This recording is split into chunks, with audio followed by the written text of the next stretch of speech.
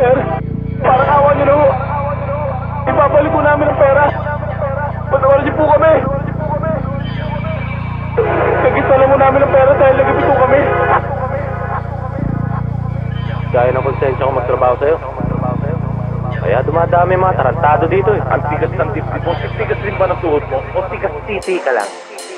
Hindi mo subukan. Matigas ka pala eh. Kung walang matinong maibitaw, manahimik na lamang tahimik. Lumaban sa lamin ng kalaban, sarili hanapan ng tamang daan na masakop ang kaliwat kanan. Matagal ka nang naliligo sa mundong ibabaw, di na rason para di mangibabaw. Lumat ka din o gawin mo sa data, makipagsabay sa gera tinaha. Ugat ang kaisipan mo na makalat, pagkakataon na para isiwalat. Tapig-tabig salita, lalim at lawak, nakakubli imahipin ang pangarap. Nilalakaran sa Pinay paa, bubugat pawis ang daladala. Kung keto ang gubat, wala ng kaba, nakatago ang lobo sa loob ng tupa. Hindi ba pahupa hanggat di makuha, tinatanong mga pikit ng mata. Tanang pananong ay kung sino ka ba. Puso'y tiwala ang isip liwanag sa bawat pagkabalisa. Sa bawat pagkabalisa, sa bawat pagkabalisa. Mula pagkabata gasera ang naging tulay para maging gamo-gamo. Pinalipad ang ideya para apuyan ang mga pagdududa nyo.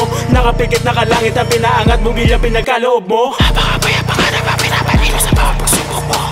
Susunod pag sinabi ko sa iyong dapat, tatapakan. Gabi-gabi kong binabasa ang sintensya ko. Wala akong nakita roon na kailangan kong tumapat.